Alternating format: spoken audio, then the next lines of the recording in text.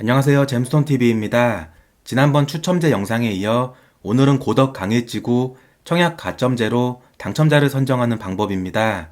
청약 준비하시는 분들 오늘 영상 주목해주세요. 아파트를 분양할 때 당첨자 선정 방식은 특별공급이랑 일반 공급으로 나눠지고요. 일반 공급 중에서는 청약 가점제와 추첨제 방식이 있습니다. 청약 가점제를 적용해서 당첨자를 선정하는 비율은 지역이나 주택 크기별로 조금 다릅니다. 규제가 없는 지역에서는 전용면적 8호 이하는 가점제 40%, 그리고 중대형은 추첨제로만 당첨자를 선정하지만 서울 같은 투기 과열 지구에서는 전용 8호 이하 중소형은 청약 가점제로만 100% 물량을 공급하고요. 중대형에서도 청약 가점제 50%, 추첨제 50%가 적용이 됩니다. 그래서 고덕 강일처럼 투기 과열 지구는 청약 가점제가 굉장히 중요한 거 아실 수 있고요. 이번에 신규 공급 예정인 물량입니다. 전용 면적 8호 이하는 100% 청약 가점제로만 공급이 되고요. 8호 초과 중대형도 가점제 물량이 50% 배정되기 때문에 중대형 타입 물량 중 절반 정도인 121가구, 119가구가 청약 가점제로 공급이 될 예정입니다. 청약 가점제는 총 84점 만점이고요. 무주택 기간, 부양 가족 수, 청약통장 가입 기간 등으로 구성됐고, 무주택 기간은 15년 이상이 32점, 부양가족은 6명 이상 35점, 청약통장 15년 이상 17점입니다. 최근에 분양하는 아파트 중에 경쟁률이 굉장히 높은 단지의 경우에는 당첨자 커트라인 점수가 보통 69점에서 70점을 넘어가는 경우도 많습니다. 4인 가구 기준으로 무주택 기간 만점, 청약통장 만점 받으면 최고 많이 받을 수 있는 점수가 69점이고요. 70점을 넘기려면 부모님을 모시거나 자녀를 한 명 더 낳아야 됩니다. 그만큼 점수 올리기가 굉장히 어려운 편이고요.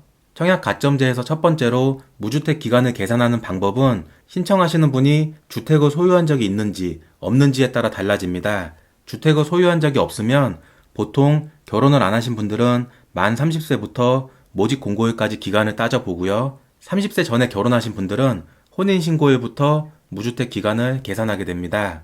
또 주택을 소유하신 분들은 결혼 안 했으면 기존 주택을 판 날 또는 만 30세가 된 날 중에 더 늦은 날부터 계산하고요. 결혼하신 분들은 기존 주택을 판 날 그리고 혼인신고일 두 개를 따져갖고 더 늦은 날부터 모집 공고까지 무주택 기간을 계산하시면 됩니다. 다음으로는 부양가족입니다. 제가 동그라미, 세모, X 이렇게 표시를 했는데요. 결혼한 배우자는 무조건 동그라미입니다. 부부는 하나로 보기 때문에 주민등록상 서로 따로 떨어져 있다고 하더라도 세대 분리된 배우자도 무조건 부양가족으로 인정받고 점수를 받을 수 있고요. 부모님은 세모예요.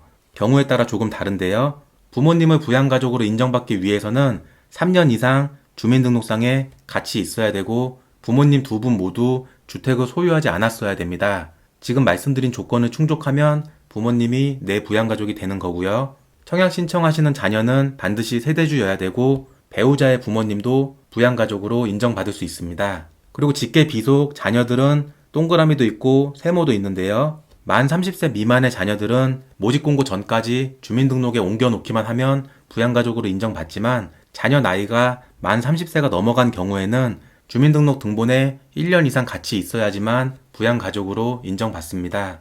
그리고 형이나 동생, 처제 등은 직계 좀비속이 아니기 때문에 부양가족으로는 인정받을 수 없고요. 다만 부양가족 중에서 해외에 오랫동안 나가셨던 분들은 점수를 못 받는 경우가 있는데요. 부모님 같은 경우에는 모집 공고일을 기준으로 90일을 초과해서 해외에 체류 중이거나 최근 3년 기준 90일을 넘게 해외에 계셨던 분들은 부양가족 점수에서 제외가 됩니다. 그리고 자녀들도 만 30세 미만 자녀는 모집 공고일 현재를 기준으로 해외에 얼마나 나갔는지 판정하고요. 만 30세 이상은 최근 1년을 기준으로 90일을 초과해서 해외에 나갔으면 부양가족으로 인정받을 수 없습니다.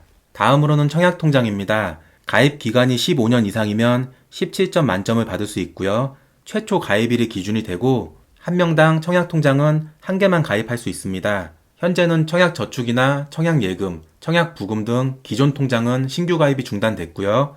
주택청약종합저축만 신규 가입이 가능합니다. 그리고 요즘에는 태어나자마자 청약통장에 가입을 할 수 있어요. 대신 이런 분들은 만 19세가 되면 청약통장 가입 기간 15년이 지나서 바로 만점 받는 건 아니고요. 미성년일 때 가입한 청약통장 기간은 최대 2년까지만 인정을 받습니다. 이번에 나오는 고덕 강해지구 분양은 민영아파트이기 때문에 청약저축은 신청하실 수 없고요. 주택청약종합저축, 청약예금, 청약부금 가입자만 신청하고 당첨될 수 있습니다. 만약에 청약통장 가입 기간이 조금 짧아서 점수가 낮은 분들은 통장을 명의 변경하는 방법도 있습니다. 모든 통장이 다 되는 건 아니고요. 주택청약종합저축은 명의 변경을 할 수 없습니다. 청약저축이랑 청약예금, 청약부금만 가능한데요. 예금이나 부금은 또 조건이 있습니다. 2000년 3월 25일 이전에 가입한 통장만 명의 변경이 허용되고 있고요. 해당되는 통장으로부터 명의를 받으시는 분은 반드시 세대주로 바꿔두셔야 되고, 명의 변경을 할 수 있는 사람은 직계 존속 부모님, 직계 비속 자녀, 그리고 부부간에만 가능하고 별도의 횟수 제한은 없습니다. 그래서 통장 가입 기간이 긴 통장을 부모님으로부터 물려받으면 청약 가점제에서는 15년 이상 된 통장이면은 17점 만점 받을 수 있습니다.